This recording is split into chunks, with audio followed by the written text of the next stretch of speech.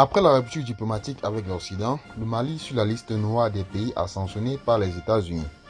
Décidément, le bout du tunnel dans la crise entre le Mali et l'Occident n'est pas pour demain, alors que les principaux partenaires financiers du Mali sont ceux de l'Occident. Au début de la rupture avec la France, les autres pays alliés européens, comme bien sûr les Américains, n'ont voulu suivre la tête baissée, n'ont voulu bien sûr suivre la tête baissée leurs alliés français, mais ils ont voulu chercher à comprendre et à même aider le Mali à se tirer d'affaire de cet embargo. La passion russe ayant aveuglé les autorités maliennes, elles n'ont pas voulu comprendre les enjeux financiers. Les autorités maliennes ont poussé le bloc occidental, bien sûr, à initier leurs efforts pour n'avoir qu'un seul front, celui anti-russe et ses alliés, dont le Mali. Le Mali peut-il réellement se passer de la coopération occidentale pour pouvoir atteindre ses objectifs? L'entrée dans la danse des Américains ne serait-elle pas un tournant décisif? C'est désormais chose faite. Une liste d'une vingtaine de pays dans la ligne de mire des États-Unis circule sur des réseaux sociaux, parmi lesquels le Mali.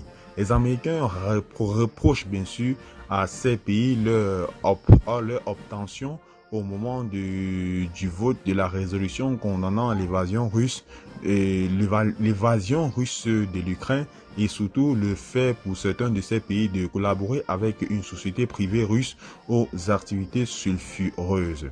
Donc les amis, pour Joe Biden, les pays qui ont fait le choix de la Russie doivent subir les effets des sanctions économiques et financières. Le Mali peut-il réellement se passer de l'Occident et annoncer son développement? Il ne faudrait pas rêver. Les statistiques parlent d'elles-mêmes et de l'aide budgétaire au développement en passant par les nombreux projets de la France, l'Allemagne et les États-Unis et tous les pays et tous les autres pays européens. L'Occident dame largement le pion à la Russie et ses alliés. Pourquoi alors les autorités maliennes veulent-elles priver leur peuple de droit au développement?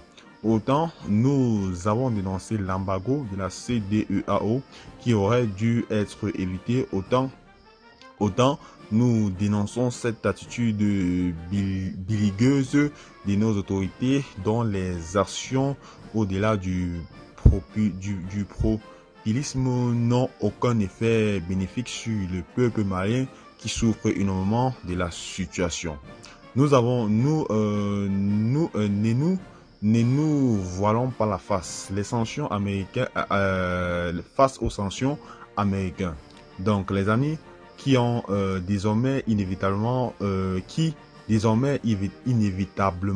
feront plus de mal aux Maliens. Car les États-Unis, en abrégé USA, sont incontestablement les premières puissances économiques du monde.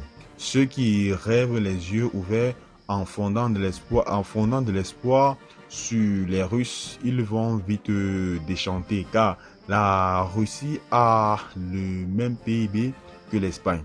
Donc les amis qui cherchent également à faire les économies, elle commercialise sa matière première.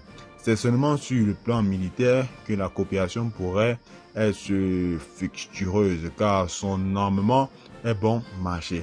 En somme, le Mali doit sortir de son isolement diplomatique économique. Il doit élargir sa base et se réconcilier avec tous les pays afin d'atteindre ses objectifs. Car sans être oiseau de mauvais augure, la situation bien sûr actuelle du Mali est tout simplement une bombe à retardement. En plus de la crise sociale de plus en plus et intenable, le Mali connaîtra dans les semaines, voire les mois à venir, une crise financière sans précédent dont les autorités doivent parer de plus au plus pressé pour trouver les alternatives crédibles.